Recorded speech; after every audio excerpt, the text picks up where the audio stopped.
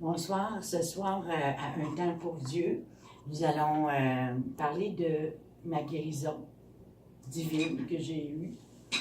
Et j'en ai deux petits points que je vais vous parler. Mais avant de commencer, j'aimerais qu'on aille dans le Luc 8, 43 à 48. Luc 8, 43 à 48. Je vais vous parler d'un miracle qui s'est fait, de guérison, ici.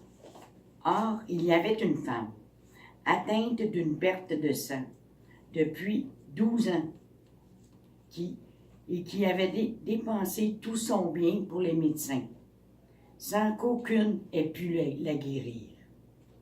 Elle s'approcha par derrière et toucha le bord du vêtement de Jésus. Au même instant, la perte de sang s'arrêta. Et Jésus dit, « Qui m'a touché? » Comme tous s'en défendaient, Pierre et ceux qui étaient avec lui dirent, « Maître, la foule t'entoure et te presse. Et tu dis, « Qui m'a touché? » Mais Jésus répondit, « Quelqu'un m'a touché, car j'ai connu qu'une force était sortie de moi. » La femme, se voyant découverte, vint tout simplement se jeter à ses pieds et déclara devant tout le peuple pourquoi elle l'avait touché et comment elle avait été guérie. À l'instant, Jésus lui dit, « Ma fille, ta foi t'a sauvée, va en paix. » Voyez-vous, la foi, comment c'est important. Elle croyait qu'en touchant à son vêtement, elle était pour être guérie. Alors moi, je vais vous parler d'un fait où c'est pour ma vision. À un moment donné, j'ai brisé mes lunettes, je vais vous les montrer. Là. Mes lunettes sont brisées, sont collées, attachées avec de la broche. Puis je les ai rééchappées de nouveau, puis je ne pouvais plus les porter parce qu'ils sont débalancés. Alors là, je voyais pas bien, puis j'étais étourdie tout le temps. Alors j'ai prié le Seigneur, puis je lui ai demandé, « Seigneur, tu vois le travail que je fais pour toi, puis que j'ai besoin de lire la Bible, j'ai besoin de partager ta parole et j'aimerais que tu me redonnes la vue. » Eh bien, croyez-le ou non, il l'a fait. Il m'a redonné la vue et je suis capable de lire ici. Voyez-vous la Bible, comment c'est écrit petit? Hein, je suis capable de lire cela. Voyez-vous? Je vais en prendre une au hasard, là. Je suis capable de lire ici, dans Job 31-32, 31, verset 34. Je n'ai pas peur de me présenter en public, d'avoir à affronter le mépris collectif au point de ne rien dire et de rester chez moi. Voyez-vous, je suis capable de lire ça. Avant, même avec mes lunettes, j'avais de la misère. Ça donne une idée. Alors oui, il l'a fait pour moi. Et cela, ça fait 2 ans que je n'ai pas de lunettes. Alors je voulais vous partager ça. Et la deuxième guérison qu'il a fait pour moi, c'est qu'à un moment donné, à mon travail, j'étais épuisée et j'ai décidé d'aller voir le médecin, rendu au bout parce que j'étais plus capable de travailler. Alors le médecin a déclaré que je faisais un genre de burn-out. Et j'ai été 2 ans sans travailler sur les accidents pas accidents de travail, mais en maladie. Et à la fin, ils ont découvert que c'était pas ça. C'était de l'ostéoporose en dernière phase. Alors, pour moi, il n'y avait plus rien à faire. Puis, ce que le médecin me dit, c'est que si jamais je me cassais un os, bien cet os, il s'égrène. Voyez-vous, là, comme du verre. Fait que j'étais comme une poupée de faïence. À partir de là, j'ai décidé de faire un voyage. Je m'en allais à Cuba. Et là, j'avais 2 raisons pour ce voyage. La première raison était de me reposer et peut-être faire mon dernier voyage. Parce que dans l'état où j'étais, je n'avais pas pour longtemps. Puis aussi, on fêtait nos 25 ans de mariage à l'époque. Alors, plusieurs raisons d'ailleurs. Et une autre raison principale, c'était de prier pour un couple d'amis que nous avons. Et on voulait qu'ils reviennent ensemble parce qu'ils s'étaient séparés temporairement, mais on voulait qu'ils reviennent ensemble. Alors, nous avons été rendus à Cuba, à l'endroit où ils se sont mariés. C'était comme un genre de gazebo rond, là, je ne sais pas comment vous expliquer ça. On est rentré là-dedans, on a prié, on a intercédé, moi et mon mari. Et quand on a eu fini la prière, bien, on était convaincus. Le Seigneur nous avait mis dans notre cœur qu'ils étaient pour revenir ensemble. Alors, on était dans la joie. Et moi, toute joyeuse, en sortant du gazebo, toute joyeuse, je dis, je suis heureuse, contente, et je savourais ma joie, mais j'ai pas vu qu'il y avait un trou, et puis j'ai tombé dedans, et malheureusement, je me suis fracturé la hanche du côté gauche et le fémur en même temps. Alors pour moi, il était plus impossible, c'était impossible pour moi de me relever. Et la douleur était assez grande, je peux vous le dire. Alors, nous avons été à l'hôpital, je ne vous raconterai pas tout ce qui s'est passé, mais nous étions partis pour une semaine et nous sommes restés 3 semaines. Alors, j'ai été opérée là-bas avec succès. Et j'avais une Bible avec moi. Puis, cette Bible-là, je la laissais toujours sur le bureau de ma table de chevet à l'hôpital. Puis, quand les médecins sont venus me visiter, et qui ont vu la Bible, ils ont dit, avec l'aide de ça, ça va fonctionner, l'opération. Et puis, effectivement, je mettais ma confiance en Dieu pour cette opération-là. Et puis, j'ai pas été endormie, parce que j'ai demandé un épidural. Et puis, je priais pendant qu'il faisait l'opération. Et quand le médecin a eu terminé, il me fait ça comme ça. Le pouce dans les airs, ça voulait dire que l'opération était réussie. Alors, j'étais dans la joie. Mais je ne pouvais pas l'exprimer parce que je ne pouvais même pas parler. J'avais de la misère même à parler. Anyway, tout ça pour vous dire que l'opération a été réussie, sauf que je ne pouvais pas prendre l'avion. Parce que là, il y avait peur que je fasse une thrombose. Puis, ça aurait pris un avion d'urgence. Je ne sais pas si vous savez combien ça coûte un avion d'urgence, mais c'est environ 35 000 $. Alors, moi, j'ai préféré attendre, attendre 2 semaines qu'il y ait quelqu'un qui vienne, parce qu'on se trouvait être dans la période des fêtes aussi, imaginez. On était dans la période un peu avant Noël, j'ai été opérée le 10 décembre, et puis 2 semaines après, nous étions encore là. Alors, on était proche là, de Noël, quand on est revenu. Et puis, j'étais en chaise roulante, naturellement, je ne pouvais pas marcher aucunement. Et il y a un médecin paramédic qui est venu de Toronto pour venir nous escorter à Montréal. Il est resté 3 jours, puis on est reparti. Je peux dire que pendant cette période, j'ai jamais pris autant d'ambulances que j'en ai pris de toute ma vie.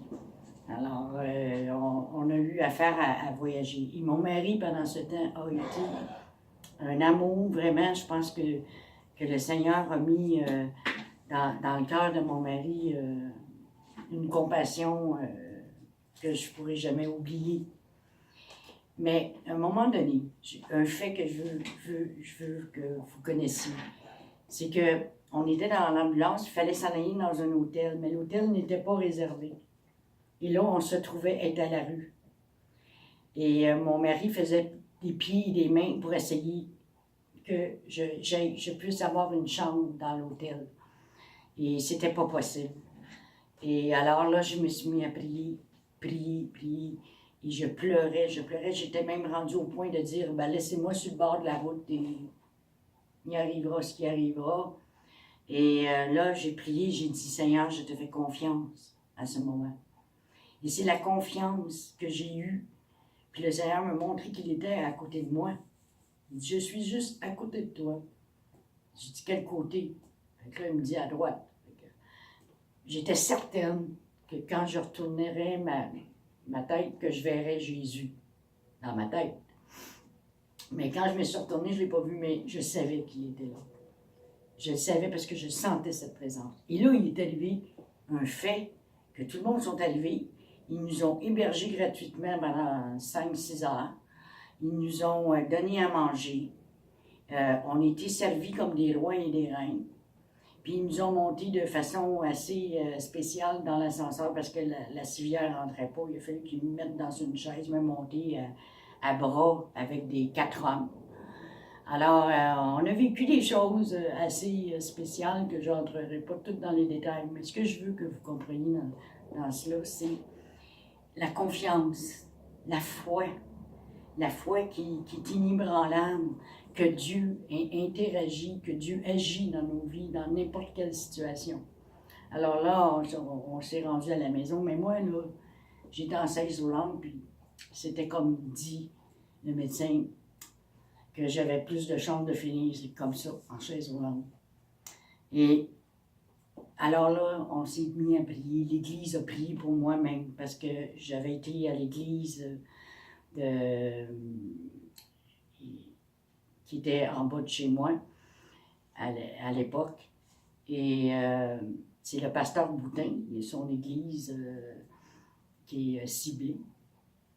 Alors, je suis allée là, puis ils ont tous prié pour moi. Puis à partir de là, le processus de guérison a commencé.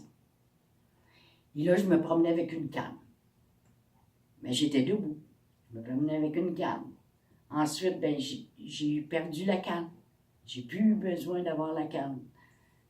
Puis maintenant, je suis debout. Pourquoi je suis toujours debout quand je fais mes vidéos? C'est une des raisons pourquoi je le fais. C'est parce que je glorifie le nom de Jésus-Christ.